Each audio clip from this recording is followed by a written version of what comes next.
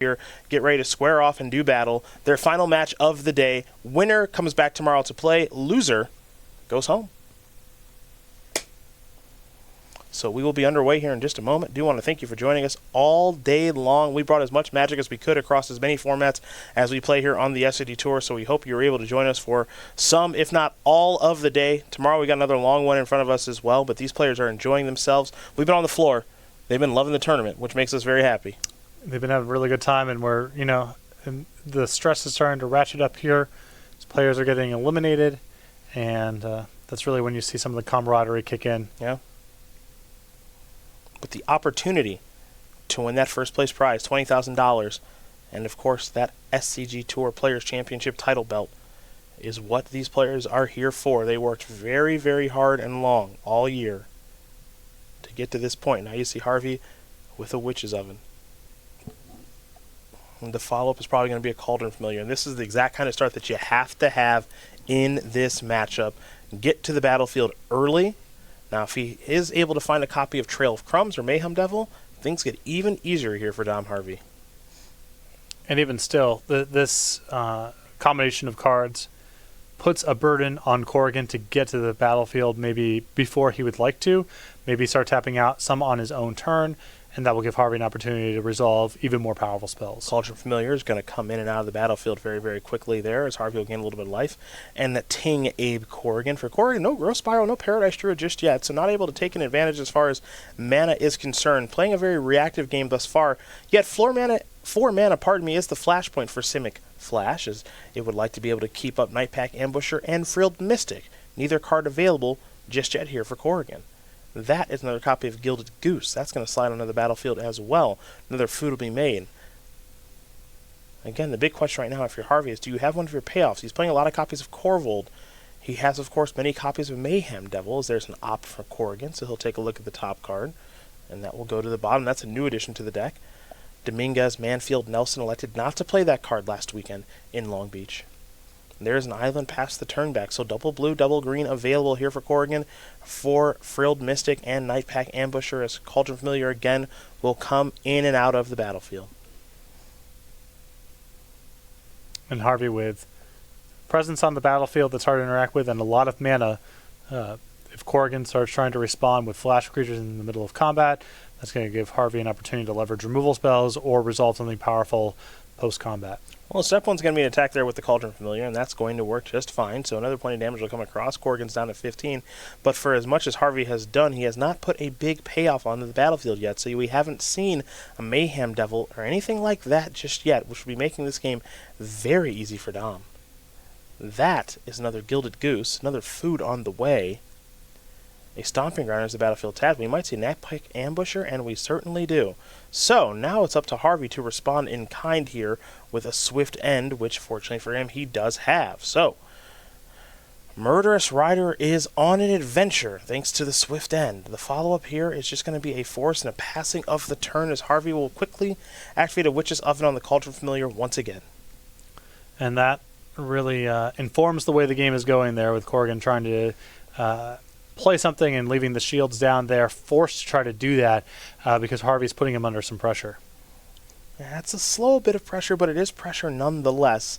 The Gilded Geese, plural, along with the food tokens and Cauldron Familiar plus Witch's Oven. Again, if you're Dom, you're looking to get yourself into 2-spell per turn territory to overload these counter spells. So Mayhem Devil plus Trail of Crumbs is a nice little turn.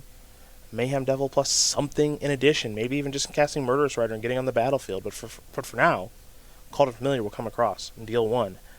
There's a Swamp, and here is a Murderous Rider.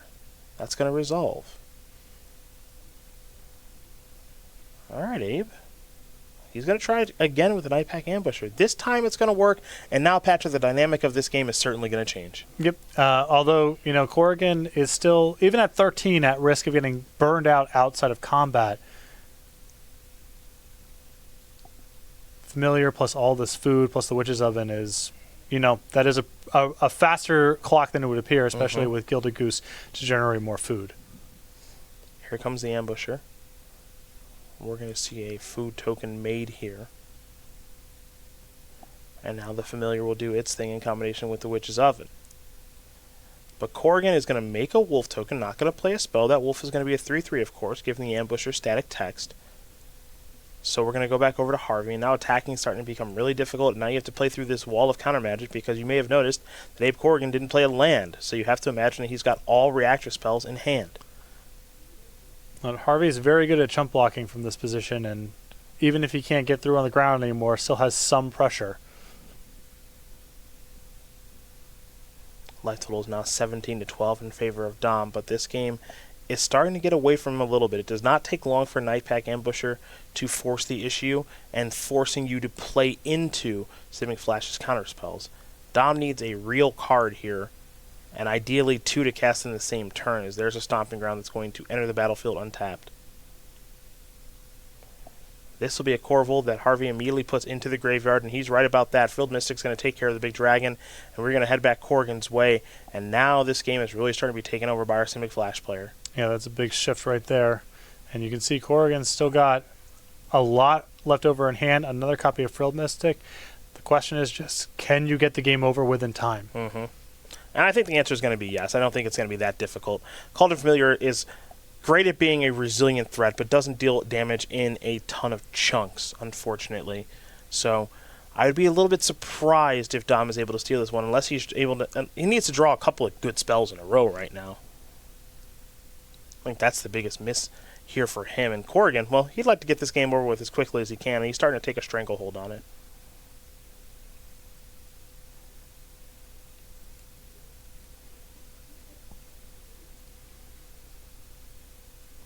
There's your wolf. No attack this time. Called it Familiar. Will do its thing. So 16-11. We head back over to Harvey. This is a Trail of Crumbs, perhaps. No, it's just a Paradise Druid. Not exactly what the doctor ordered, and I don't think Corrigan's going to care about that one. We'll see. It still might not be a bad spot to cast a Frilled Mystic just to get a 3/3 on the battlefield and start attacking. Sure. Yeah. Frilled Mystic going to come down, so a 3/2 is ready to join the fray. 2 of them now, along with 2 3/3 wolves and a Nightpack Ambusher. And now it makes you wonder, when is Corrigan going to actually attack with all these creatures? As he's got another counterspell in his hand and Sinister Sabotage. So life is pretty darn good for our Simic Flash player right now. Yeah, I mean, the game plan's being executed right now. Good presence on the battlefield. Plenty of good reaction in hand to handle the top of Harvey's deck. Now it's just an issue of getting the game over with as soon as possible. Well, I like this attack. Let's get this game over with. And that's exactly what he's going to try to do. So Frilled Mystics, plural, are going to attack. You see Cauldron Familiar jumping in front of the Nightpack Ambusher, and it looks like 9 points of damage are going to come through. Witch's Oven will be activated, sacrificing the Cauldron Familiar. Murderous Rider will trade with the Frilled Mystic. And of course, Murderous Rider will go to the bottom of the deck, and given its text when it dies from the battlefield. And now another wolf will be made. We're going to head back over to Dom. He is in some serious trouble now, folks, as Nightpack Ambusher has certainly taken over this game. He'll untap. He needs to try to resolve something, but of course, Abe Corrigan has a Sinister Sabotage in hand. So Harvey will draw a card. And he's already reaching for a lot of mana. This is one of those games where if a Corvold would have resolved, probably would have won the game by itself. Gristlebrand. Yeah, as Matthew Dilks has so eloquently called it here this weekend. It certainly feels that way sometimes.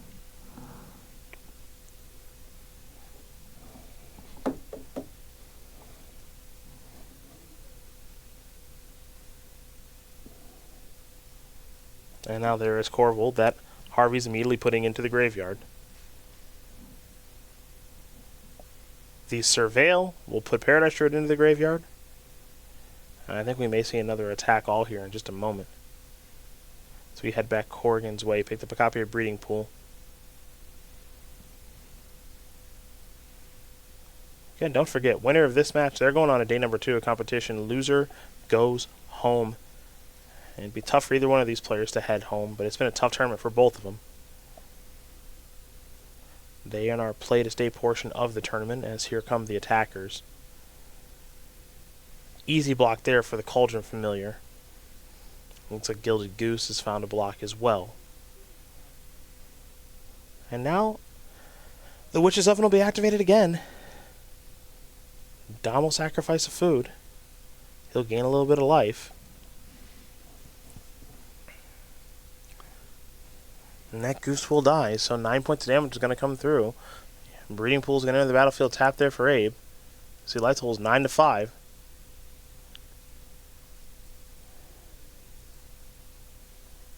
Harvey reaching for mana again.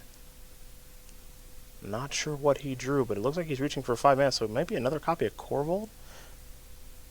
Actually, looks like it might be a copy. It's actually God Eternal Bantu. Got a reader. Yeah, I mean, worth reading. It does have a lot of text. We can take a look at it just like Abe is. This card doesn't see a ton of play. I think it might pick up at some point, but it's certainly not going to resolve now. Sinister Sabotage is going to take care of it, and away we go. Abe Corrigan to win game number 1 here over Dom Harvey. Simic Flash up a game here over Jun Sacrifice, and I saw a little pump of the fist over there, bud. Trying to catch up in this commentator pick 'em. Yeah, your pick. I got a dub here and a bunch of L's for the rest of y'all, and I'm just right back in it. Right back in it. Take a look at the sideboards here very quickly for Dominic Harvey. He's got 4 Drill Bits, 4 Noxious Grasp, 3 Epic Downfall, 2 Casualties of War, and 2 Return to Nature. What do we like here and why? I'm down with Drill Bit in this matchup. I think information about Corrigan's hand is worth quite a bit, and it's not the hardest thing to turn on early in the game. The rest of it, I actively don't like Casualties of War in this matchup. I don't think Too slow. I don't think Return to Nature is appropriate either. But I'm interested in Drill Bit. That's the big one. Okay, other side of things here for Abe Corrigan. Much different sideboard. 2 Sorcerer Spyglass, 2 Frogify, 2 Aether Gust, 2 Lovestruck Beast, 2 Mystical Dispute, 5 1-ofs here in Brazen Borrower, Chemist's Insight, Negate, Crushing Canopy, and Hydroid Krasis. I like some of the cards for a more attrition-y game. Something like Chemist's Insight, additional copy of Hydra Krasis I could be talked into. I really like Sorcerer's Spyglass here a lot. I think shutting down the Oven or some of the other activated cards here is really valuable.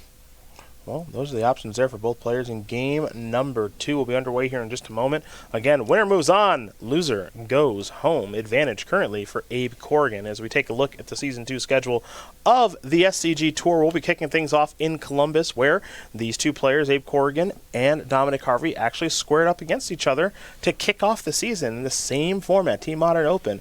Corrigan's team won. Harvey's team got second place. That's what got their year started. This SCGPC will be finishing it up. But one place they didn't go that we haven't been in a while is Knoxville. The return to Knoxville. It's been a long time since we had an open there, and we have a modern one January 11th and 12th. In February, we have opens in Richmond, Philadelphia, and Indianapolis. March starts off with the regional championships. That'll be modern. You can head over to starcitygame.com/regionals for more information. So we get a little bit closer to that one. The following weekend, we'll have a Pioneer Open in Baltimore. And then for the rest of Season 1, we don't have formats announced yet, but we do have dates and venues with Syracuse in March 21st to 22nd. April, we'll have Atlanta and Worcester. May, 3 opens, Cincinnati, Louisville, and Philadelphia. And then SCGCon Summer featuring the SCG Invitational. That will be June 11th through the 14th. Well, we prepare to watch these 2 players continue on. Abe Corrigan currently up a game, our Season 1 point champion, 20 years old, from Brooklyn, a member of Team Lotus Box. Many of his teammates did qualify for this tournament, and they are mostly into day number 2 of competition. They'd love for Abe to join them. And for him, in 2019, he played in 18 Opens, top 8 at 4, and won one of them. That team open to kick off the year. All-time 4 Open top 8s, 1 Open win. It's that one in Columbus that we talked about. And the fact about him is fairly straightforward that I didn't know. He loves cucumbers. Good fact. How do you feel about cucumbers? Extremely positive. Yeah? Yeah. Just as a general, or do you prefer them as pickles, or just you'll be slicing like cucumbers and and eating them? Like Okay. them both. All right. Both ways. So so for pickles, do you like a sweet pickle or like a dill pickle, or just are you fine with all types? All whole range. Okay, so all a lot of people hate the sweet pickle. It's my least favorite of the, but I take them all types. Okay. I'm very pro pickle. Yeah. Yeah, very, very good food. Just eat them by themselves. It's fine to put them on things, but no, it's good solo. I'm just good solo. What's the brand name? Kosher? Kosher? Is that it? I think that's a style of preparation. I don't think that's a brand. I thought it was. Okay, you could be right. I don't know. I'm not. I could be wrong. I'm not well versed in the pickle game. All I know is that they are delicious. That's all I know. These players take a look at their opening hands here, see if they're able to find something they like, as game number 2 is about to be underway here in just a moment. It'll be an Overgrown Tomb to start there for Dom Harvey. Temple of Mystery here for Abe Corrigan. He'll do a little bit of scrying here. That top card's going to stay on top there for Corrigan, it appears. If you're Harvey, you need to get a threat that sticks that really does matter. As good as Witch's Oven and Cauldron Familiar are, something like a Trail of Crumbs is a lot more dynamic. So there's a Paradise Druid. This is a Paradise Druid as well. It's a big addition to this Simic Flash deck that Seth Manfield made, helping to convince Brad Nelson and Javier Dominguez to play the strategy as well. As now Paradise Druid is going to be on the attack here for Dom Harvey. Playing those 4-mana spells a turn ahead of schedule is a world of difference. Yeah, it is the inflection point for a lot of the best cards. Here is a Drill Bit with Spectacle. Not a card we see a ton of, but we're going to see it right now. And we'll see the options there of a Forest. Looks like a Chemist's Insight, a Frilled Mystic among the options. Nissa 2. So Abe really relying on this Paradise Druid to give him an advantage in this game. Harvey's going to consult his hand. You see he does have a copy of Trail of Crumbs there, but he really wanted to get the Drill Bit online, so he decided to go with Paradise Druid to kick things off. And you saw some of the strength of the Flash deck there in game number 1, where it was not enough for Harvey just to get underneath the game and get a presence onto the battlefield.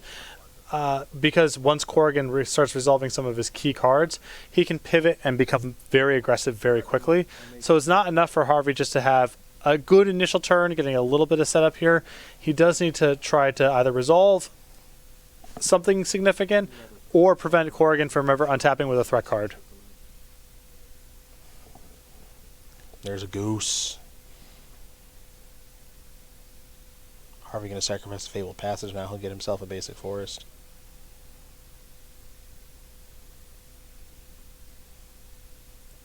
We head back over to Dom now. Access to 4 mana this turn. Actually 5 technically with the Goose and the food that's on the battlefield. So, Witch's Oven, the draw, it appears. You see among the lands, Castle Lochvane. But now you're playing as a deck that does have 4 mana that is available. That's the flashpoint, of course, for the Simic Flash deck to be able to do multiple different things in a turn. So we'll see where Harvey does want to start. Sequencing is so important here.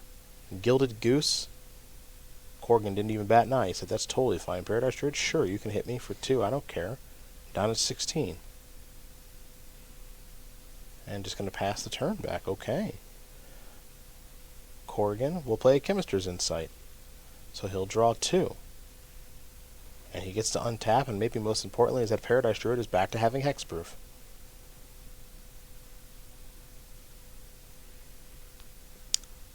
As much as possible, Corrigan keeping the shields up on the key turn, on the key points.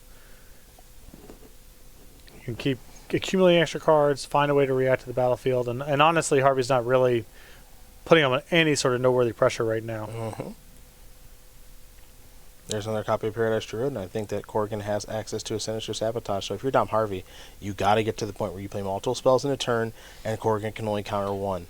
I mean, Harvey's already at a crisis moment here. Mm-hmm. If Corrigan has Sinister Sabotage, it's going to be really hard for him to get anything meaningful to resolve, and what he has on the battlefield right now is not valuable. Nope, it's not substantial at all. This reminds me a lot of game number 1, where there just wasn't a ton going on in that game. And as good, again, as Witch's Oven can be, and it can be pretty darn good in some spots, it's not doing enough right now. So, for Corrigan, he's going to play an Opt. He's happy with that card, so he will be untapping. And he will be drawing. Access to 6 mana right now. He hasn't played a land just yet. He will play a Sorcerer's Spyglass, and this card's great right now for a couple different reasons. But first we're going to see a Gilded Goose activation, perhaps. Now, it's worth noting as you see God Eternal, Bantu, and Murderous Rider in hand. Sorcerer's Spyglass is so great because it gives you the information of seeing your opponent's hand, in addition to naming a card Pithing Needle style. So, in most instances, you're going to see players name Witch's Oven, and that's what you're going to see Abe do here as well. Well, Witch's Oven makes it so that the cheap cards don't matter, and then your counter spells handle the expensive cards. There you go. Pretty simple stuff. Temple of Mystery comes down, a little scry action. We head back over to Dominic Harvey, who's having a difficult time resolving anything relevant here in game number 2.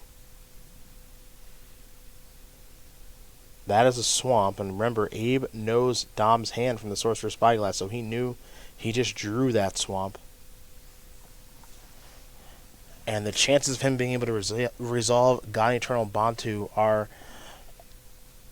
unlikely to say the least. So now we wonder where Corrigan goes next. One thing that Corrigan could use here is something like a Night Pack Ambusher to make this game very, very easy. That's about the only piece of the puzzle that he's missing right now. Yeah, if Harvey doesn't think that he can resolve a spell in this moment, what he can do instead is turn over to Castle Lochlein and try to accumulate enough cards to try to do two things in one turn. But there's no point in running a 5-mana spell face first into a counter spell. That doesn't get you anywhere. It's not going to get you anywhere at all. That's exactly the kind of game that Abe wants to play. So here is Gilded Goose again, a card that Abe is never going to counter. As many food tokens that are on the battlefield right now, they just don't matter. Neither does that Blood Crypt. So we're going to head back over to Corrigan. The Grand Prix Richmond champion at Magic Fest Richmond is getting really close to making day number 2 of competition here. He beat Reed Duke in the finals there, which is a very impressive addition to his resume. And he's thinking day 2 of the Players' Championship after what was a really rough day 1. As here's Chemister's Insight, going to discard Ether Gust to jumpstart this. Hydroid, Krasis, and Forest, the cards that were drawn.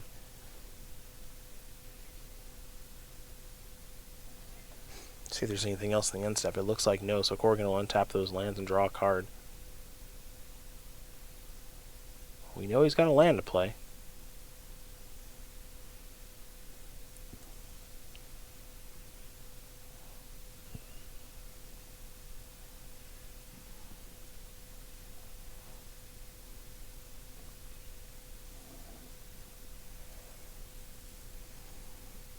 And the math is being done here by Corrigan, unsure of how exactly he wants to move forward. But I don't think he needs to be in a rush. No. And for someone who has back against the wall against Dominic Harvey multiple times facing elimination, might come all the way back to advance the second day at Dom Harvey's expense. His position right now seems very strong. Yeah, I'd be happy if I was Abe. Harvey going to draw a couple of cards here. One for Castle Lochlein, one for the turn. Fabled Passage is the land for the turn. Now, the nice thing about Harvey having all this food is that it allows him to keep activating Castle Lochlein even if he's not playing cards out of his hand. Normally, there's an expiration date on being able to activate that card if you're not playing anything, and Harvey's not going to be playing anything for a while because he wants to set up being able to play multiple spells in a turn. But with the food, he has the cushion to do this for a long time, even if he's not playing anything. That he does. He can continue to just kind of do this thing. And it looks like we're going to see a Castle Vantress activation. Scry 2. These castles, kind of free rolls in these decks, don't really affect the mana negatively in any meaningful way. It can happen, I suppose, but it's pretty rare. More importantly, the addition that they have with their text like Scry 2 is invaluable as there's a draw. Able to play a land very quickly and just pass the turn back, so perhaps he found what he was looking for.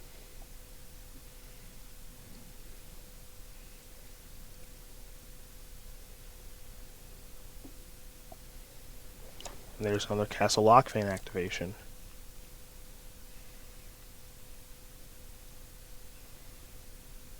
More food. Big dog's got to eat.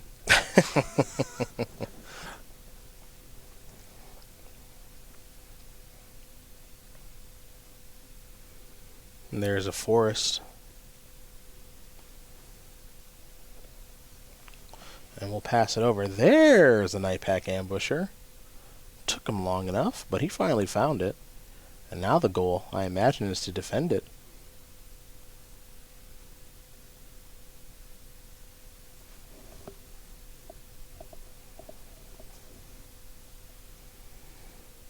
Might be time for a swift end.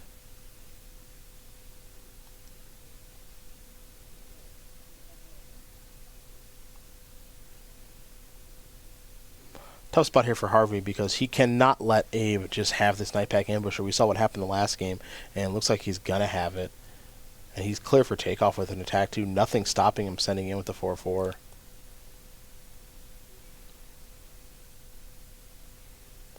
So it looks like it may be time for an attempt at Swift End. Yeah, this is the reason that Harvey's doing this now as opposed to on his own end step is that if Corrigan responds with some sort of counterspell, at least you keep the wolf off a trigger. Mm-hmm. Which is important. Yeah, it's something. Yeah. You know, because normally the in that spot it's, well, I need to cut him off a draw step. He's used up some of his mana. I got to try to pick this fight now. Harvey knows he's extremely likely to lose it no matter what. So at least keep Corrigan off of a trigger.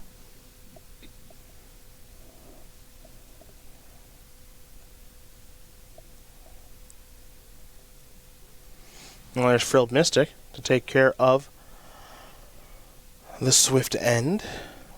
And that means Murderous Rider heads to the graveyard as opposed to being on an adventure, so won't be able to play Murderous Rider because it's not exiled. We're going to attempt to Swift End again. Well, this is, Harvey has done a nice job. Unclear, if he's ultimately going to win the game from this spot, but he's doing all this on Corrigan's turn. So either he's going to get a good exchange, killing something, or he's going to force Corrigan to commit a lot of mana, and maybe Harvey can resolve something on his own turn. Mm-hmm. This is why Harvey was in a holding pattern for so long, and why he decided to activate Castle Locklane. Your big stuff isn't going to resolve for a long time. You got to get it out of your head that that's the way this game's going to play. What you can do instead, draw some cards, set up shop, and hope to be able to respond to any of Corrigan's proactive cards, and at least pick some fights, if not on your terms, at something resembling a neutral position. Committing a bunch of mana on your main phase, getting it countered, and then saying go, you just can't do it. That's a line that loses 100% of the time. The way that he's playing this here, he's at least got a shot of navigating through Corrigan's reaction. We're going to head back over to Harvey. Noxious Grasp with a draw. So Dom has clearly gotten a little bit more reactive after sideboard. And look at the spot we're in now. Corrigan's got 4 cards in his hand. Harvey's got about the same. And no one's overwhelming on the battlefield. Harvey has slowly navigated the game into something resembling a neutral spot. Now, Hydroid Crisis, maybe even Nissa can blow this wide open. So it's not like he's, pulling ahead by any stretch, but he has chosen a line that's given him a shot. And those are cards that oftentimes do blow the doors off of a game. Chemistry's Insight has already been cast and jump-started, so that's no longer in Abe Corrigan's repertoire. He does have that Castle Vantress, as I mentioned a little bit earlier, and he has activated that land once this game, but we might see it show up again here in a turn or two. Because that'll increase the quality of the draw step as you see Corrigan start to separate the lands some. And that's where Hydroid Crisis starts to come in. It's not as good in the Flash deck as in the Ramp deck in abstract terms, but it's something that prevents a deck like Judge Sacrifice from being able to pull ahead with just a draw a card every turn sort of effect and grinding ahead that way. You can just blow the game wide open by, drawing 5 if the game drags out like this. Corrigan might be thinking attack here of Frilled Mystic, but he's had some difficulty closing the game. He was ahead there for a little while, but was having difficulty actually winning. So, Murderous Rider is going to block Frilled Mystic. They'll trade. Murderous Rider will go to the bottom of the deck, of course. Breeding Pool is going to enter the battlefield untapped there for Abe. Looks like he's going to fall down to 14. And what's the big follow-up, if there is one? He's counting.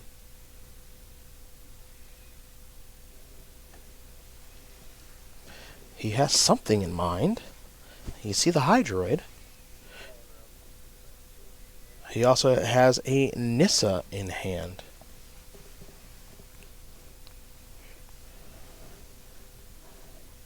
We're happy to let you know that our last match for the Battle for Buys is completed, as this one will continue on to see who's going to stay in our tournament. For the Battle for Buys, Colin Roundtree, congratulations to you, our Season 1 Invitational Champion. You've got a bye in day number 2 of competition. Matthew Dilks was defeated, and so for Dilks, he'll have to start things off in the first round of day number 2, while for Roundtree, day 2 just got that much easier.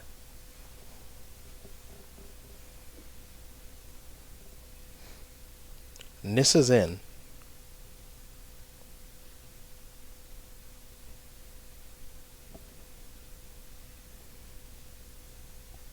And now there's a Noxious Grasp.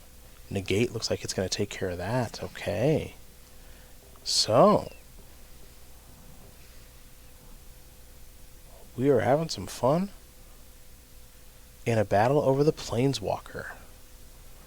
Harvey looks like he has another way to respond in another copy of Noxious Grassball, right? And at what point is Corrigan willing to use the last counterspell? Well, If you think that if your position's okay, you'd like to hold it for as long as possible, and the Hydroid Krasis in his hand gives him a pretty strong incentive to just keep it going like this. Even if you lose your Nissa here, it's not the end of the world. You're going to gas back up, hold up your counterspell, and be in a good spot. And it looks like Corrigan's still there. Well, no shot I'm making a move if I know my opponent's card is God Eternal Bantu. Right, yeah. Which he knows. Yep. So I'm not making a move because I cannot let that card resolve. So we're going to head back over to Harvey. Now, Harvey would love to draw a copy of Drill Bit to clear the path for the God Eternal Bantu. And if God Eternal Bantu resolves, the game probably ends immediately. Yep, that's just too massive. Because this 5/6 Menace has some very relevant text, like sacrifice any number of other permanents, then draw that many cards, and there are a lot of food tokens on the battlefield to sacrifice. Castle Lockvein activation.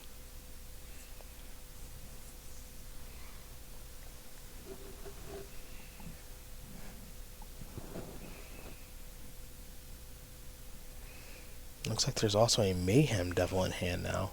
Well, that's the one, too, you're looking for. That qualifies as a second meaningful card to try to resolve here. Mm-hmm.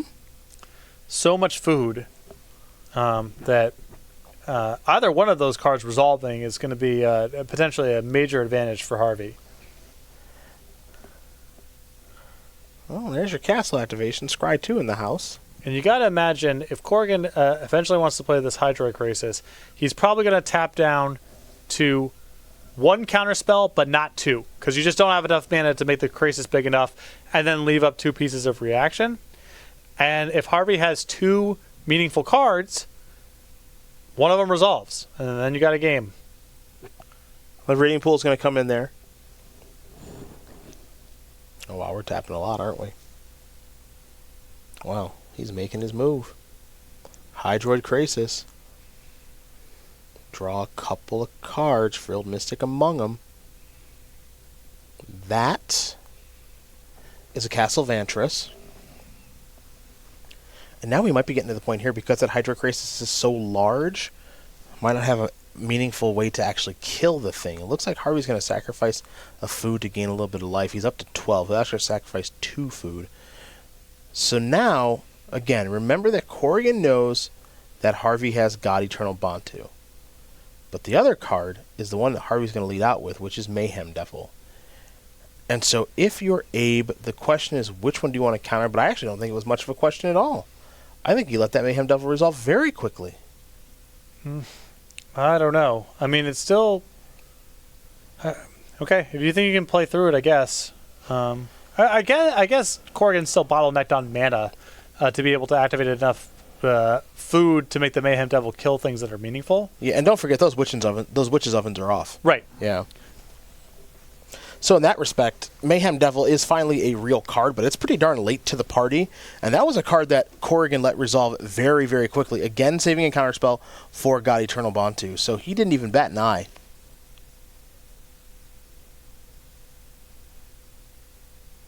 This is another Witch's Oven, which, of course, Abe is not going to counter. And now will Abe add to his battlefield? He will not. So he will just untap all those lands. And he's going to draw a card for the turn as we are deep into the late game here. And allow his Jellyfish Hydra Beast start to end this thing. There's an attack for 6. Looks like Breeding Pool's going to come in for 3 as well.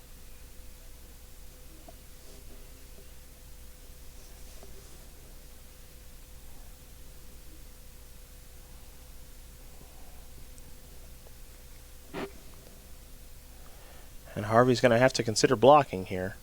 Now remember that Mayhem Devil is symmetrical, but this Simic Flash deck doesn't really do much sacrificing of anything, so it doesn't really come up all that often. Oh, I found out about that the hard way. Oh boy. Can you guess the card? In a mono red deck? Mm-hmm. Did you sacrifice Experimental Frenzy? No. Okay. Then I can't think of it. Chandra 3. The old Personal Plague Wind. Oh, boy. Bud. It's a tough way to go down. Yeah, I got my Weaselback Rider. Well, that card's horrible. It was looking good. That card's horrible. Well, you know, the Weaselback just attacks right into the Mayhem Rider. You just pump it if they block, right? So that was good. And I had the 1/1, the invitational card.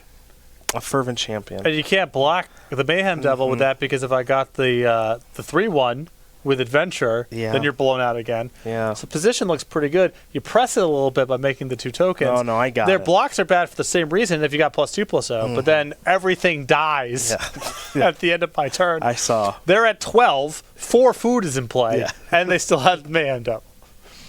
Lesson learned. Yeah. Lesson Some learned. things you got to see the first time, and then you just know. Well, Jund Sacrifice has taught many a player a lesson. That is for sure. And Harvey's trying to figure out a way to slide something through this wall of counterspells. You don't like the Weasel? I'm not a big fan. Mayhem Devil is going to be Frilled Mystic. That's getting countered. Have you seen Weasel Steamkin? It's lethal. Here's Let me tell you how that works. It's lethal. Here's Trail of Crumbs. Harvey's last card continues to be God Eternal Bantu. Trail of Crumbs would have been such a nice card for Dom to find so much earlier in both of these games. It's really the engine card of the deck. This deck does so many different things, but it goes into complete overdrive once it has Trail of Crumbs. Yeah, that's the card that really puts pressure on Corrigan to do something ahead of schedule. And there's a copy. Harvey has not had it early enough. There's a copy of Ether Gust with the Trail of Crumbs on the stack. So Harvey gets to decide where he wants to put that card. And you may not have caught the copy of Sinister Sabotage that is hiding out in Corrigan's hand, but he does have one right now. So away goes the Trail of Crumbs there for Dom.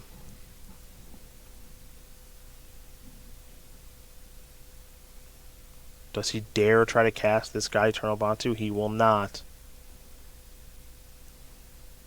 Again, remember Harvey does have food tokens to keep himself alive, because he has the mana to activate them.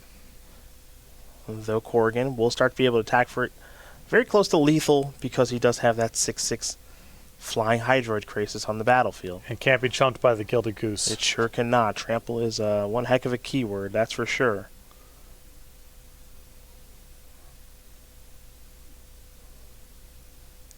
Looks like Corrigan might be tuning up the band again. Another Krasis incoming, potentially. I'm into it. Here comes Frilled Mystic. Here comes Hydroid Krasis. All right, you sack a food, you get a trigger there from the Mayhem Devil. So a minor positive there for Harvey.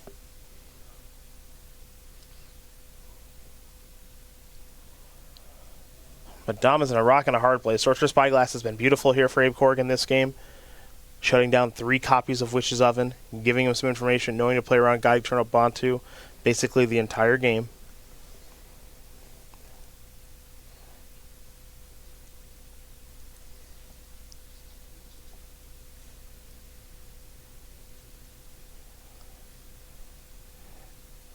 So Frilled Mystic's going to bite the dust from the Mayhem Devil triggers.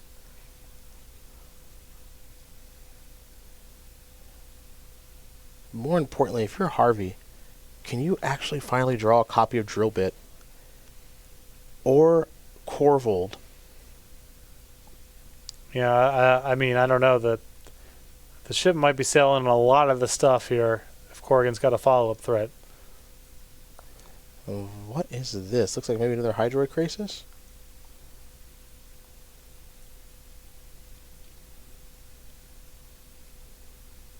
Don't have a great sense of it.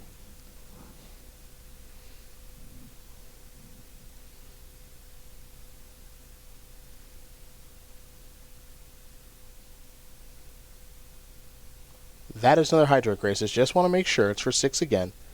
Couple of cards on the way. 2 and 3. Paradise Root among those cards. Oddly, we're watching a game here in which Abe Corrigan has not cast a Growth Spiral in either game. No. One of the namesake and most important cards in this deck. Now, didn't get a great look at that draw step, but I think it may have finally been a Drill Bit. Yeah, but Corrigan's now at a spot where Drill Bit might not be good enough because he has 2 counter spells. You're against it the same way. Yeah, if he does have 2 counter spells, you're all done here, Dom. Unfortunately for him. 20-1. Those are the life totals here. Advantage Abe Corrigan in a very meaningful way. And for Dom Harvey, he's got to be thinking to himself, I had that matchup against Abe earlier, where if I just would have beaten him, he'd be headed out. He would have been out of the tournament already. I was up a game in the matchup I wanted to play, Titan Shift versus Bant Urza. I wasn't able to get it done then, and he's having some real difficulty getting it done now. Down a game is Harvey. Drill Bit finally showed up, but it looks like it may be too little too late. Harvey's going to sacrifice a food token. Mayhem Devil Trigger is going to go upstairs, so there is a mana floating, and there is the Drill Bit for the spectacle cost. Combo. It is a combo. Look how free that was. Well, this is interesting because Corrigan has not made his move yet.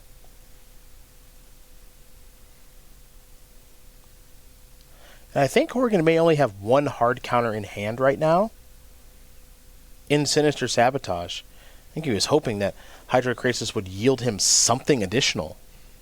Yeah, then you would be covered against Drill Bit. Mm-hmm. So there's the hand. Sinister Sabotage, at least 1 copy of Growth Spiral. Yeah, I'm seeing a hand without a counterspell now. Yep. And so now we're going to cast God Eternal Bond too. Let's see what this is. This is Growth Spiral Hope to hit, maybe? Though I don't know what we can hit, because Quench won't do it. So here's the Spiral. There may be something to hit there. It's not Sorcerer's Spyglass. Oh boy. Oh boy. Combos incoming here. So this is a lot of damage.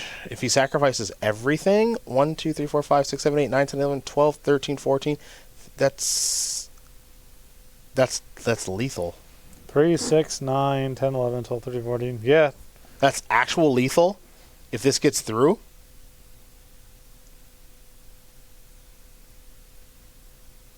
Oh my goodness. Are we actually looking at lethal damage here? Yeah, I mean, we got to be... I think they're confirming life totals now.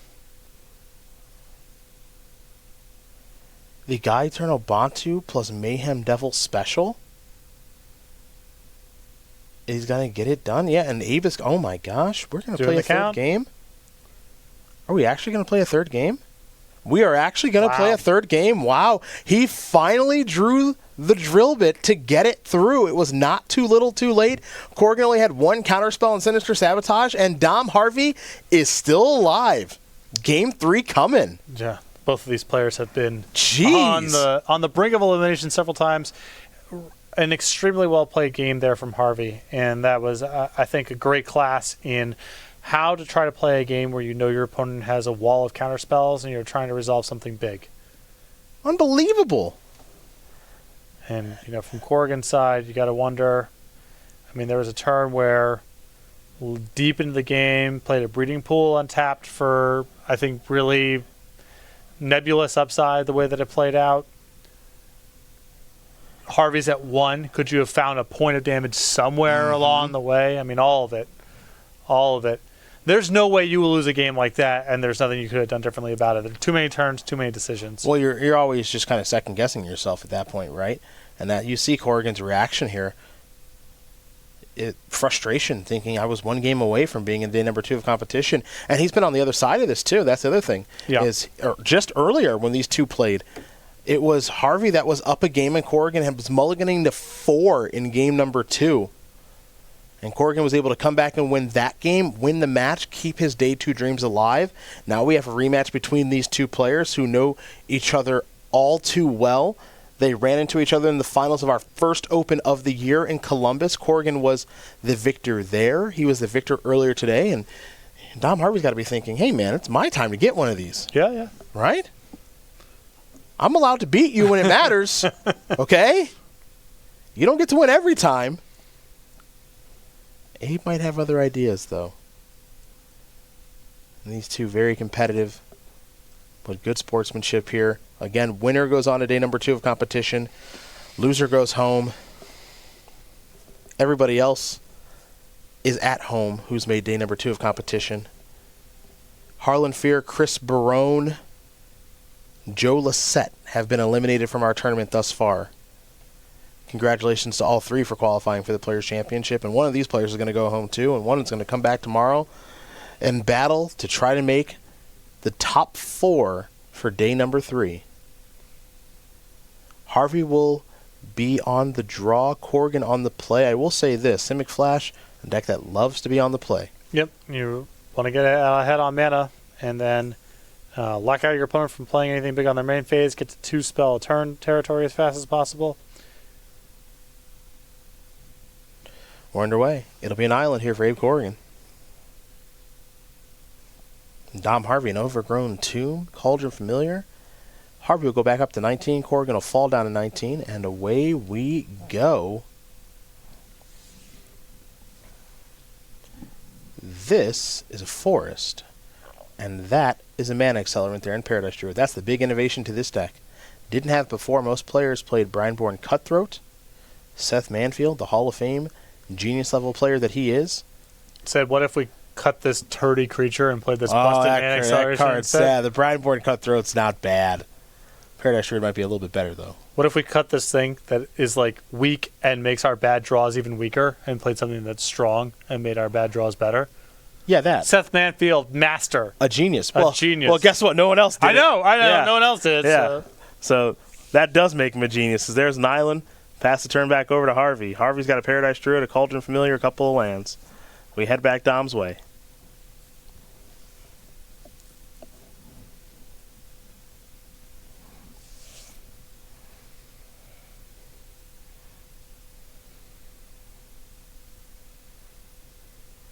I played against that 2-1 a little bit. No Paradise Druid? Or Brineborn? Oh, Brineborn? I've lost to it a lot. I have not. Well, I've not. I've lost to Paradise Druid a ton, though. that's fair. Brineborn ain't no joke.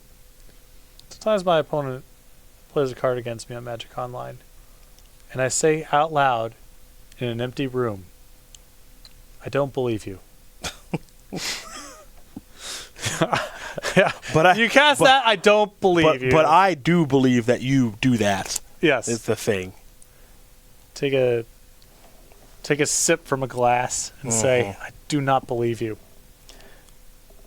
Chemist's Insight, Growth Spiral, Sorcerer Spyglass, couple of lands. There goes the Spyglass. That means the Witch's Ovens will be online, presumably. Harvey going to play Fabled Passage. The follow-up is a Trail of Crumbs. He's starting to build the engine now, folks. Here's a Chemist's Insight for Corrigan. He'll draw 2 new cards. A Forest and a Castle Vantress is not what he's looking for. Be a good time to draw a Nissen, get that on the battlefield, but he drew a Breeding Pool instead, and he's starting to flood out. And with Harvey knowing the contents of Corrigan's hand, and with Chemist's Insight in the graveyard, something for Corrigan to do with his mana, I think Harvey's going to be very aggressive in the next turn or two, just trying to resolve something big. It's a good spot to do it. And if Corrigan doesn't have a response, this deck does not play from behind all that well. Now that's the big weakness of the strategy. Loves playing at parity or ahead. Nope. Behind, it does not really even have the tools to catch up in most matchups. Yeah, it can't. I mean, that's really the story of Game 2. It can't kill things. And so for all the advantages that Corrigan accrued, that Mayhem Devil gave Harvey an out. He was able to leverage it. There's another Cauldron Familiar.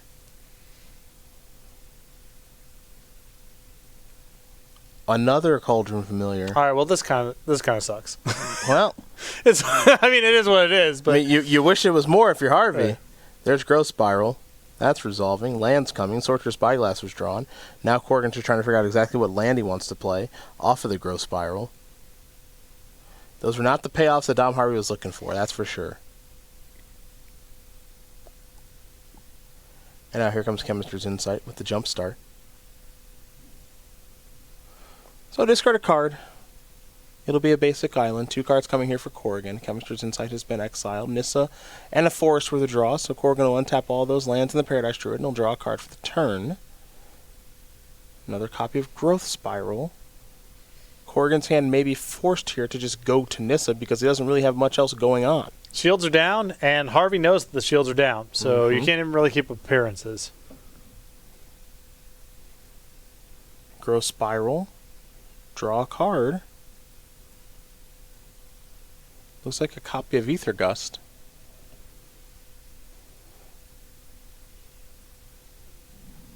If I'm Abe here, though, I think it might be worth it to put the shields down for a turn and play a Nissa. Yeah, and you try got to build an advantage. You got to do something. You got to play to the battlefield here a little bit. And if Harvey's hand's just a little bit soft, Nissa can be a game winner all on her own. Mm-hmm. But you know that Harvey's not really going to be playing around your counter spells. He saw your hand a couple turns ago, and you don't even have any counter spells in your hand anyway that you've drawn in the last couple turns. So I think Corrigan has a pretty powerful incentive here to just do something strong and proactive. And something strong and proactive is exactly what Nissa is. So it's hard to say no to the powerful Planeswalker. It is one of the most proactive things you can do in this entire format. There's a land for the turn. Previous land was from Growth Spiral.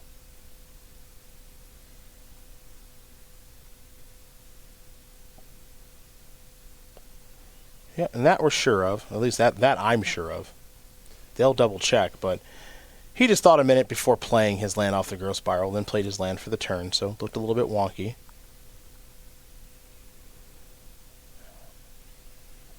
Yeah, if you went Growth Spiral Chemisters last turn, that means he had 5 lands. Mm-hmm. And so going up to 7 this turn squares with the Growth Spiral. Yep. And he's just got to figure out how he wants to tap.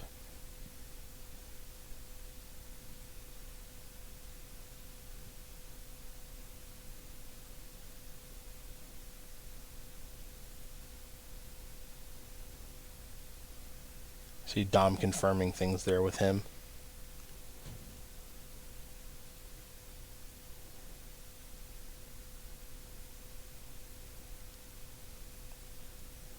And I suppose the question is, how do you move forward here? Because I will say, Nissa, as powerful as it is, and it is an incredibly powerful card, I think everybody knows that now that's played Standard, it's kind of have a little bit of difficulty getting through Cauldron Familiars. That's kind of the annoying bugaboo right now. Yeah, I mean, but, you know, no oven, and you got to start somewhere. Mm-hmm. Now, there's no Breeding Pool to untap right now for Corrigan. There's Noxious Grasp that's going to take care of the Nissa. Island looks like it's going to be untapped.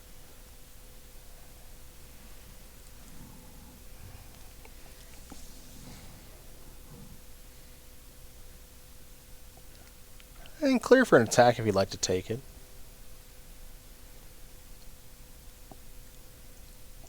I'm just going to pass the turn back.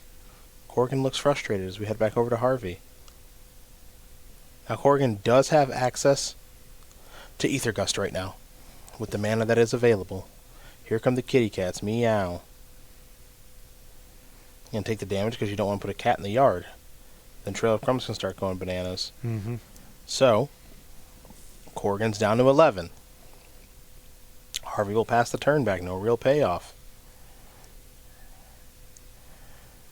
Corrigan's going to untap all those lands in the Paradise Druid. He'll draw a card here in just a moment, I believe. Yes. He does.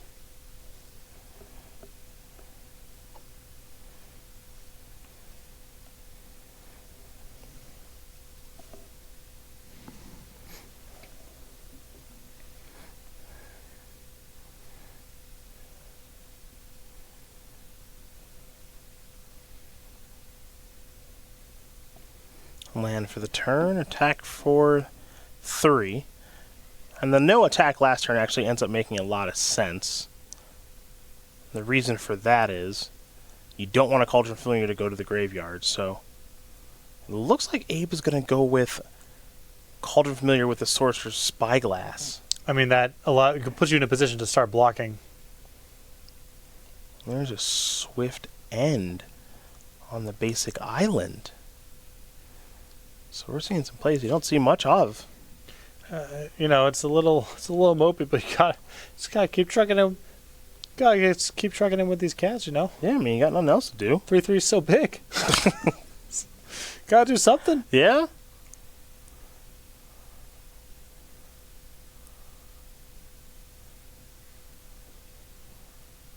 Three so big is So true. big.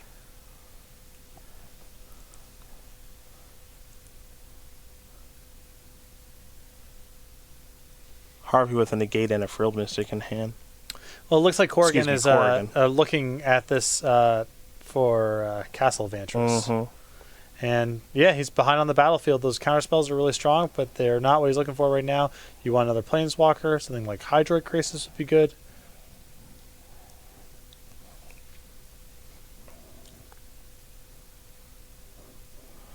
Harvey has done a lot of work to try to win this match because his draws have not been great. Yeah. Game 2 was, up until this point, my opinion, game of the tournament. Yeah. There's your trades. Paradise Druids will trade. Cauldron Familiars are going to come on through. Yeah, Harvey had such a great idea of how to play that game as Paradise Druid with the draw here for Corrigan. And it looked bleak for numerous turns. Yes, it did.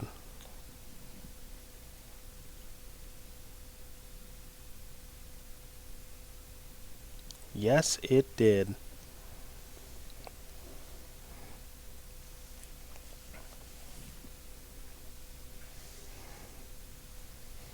Corrigan's draw right now is Unkind. Breeding Pool, Ether Gust, Paradise Druid. Castle Vantress among the lands, and it's got some real work to do. That Sorcerer Spyglass on the battlefield is naming Cauldron Familiar. And it looks like, after playing a Paradise Druid, he'll pass the turn back over to Dom. 15-6 in favor of Dom. Dom's got the better battlefield right now, too. He's just got to close the game out. And there is a Castle Lockvein. Big draw. Yeah, these castles are very, very good. There is an opportunity cost to play them, but oftentimes it's worth it as these creatures are going to start attacking. Paradise Druid is going to trade with the Cauldron Familiar. 4 damage is going to come through. Corrigan's down to 2. Well, it looks like maybe make that 1. Pardon me. Gotta be Krasis to keep playing. Yep. Corrigan will draw. And he will extend the hand. Dominic Harvey wins this game and match here over Abe Corrigan. 2 games.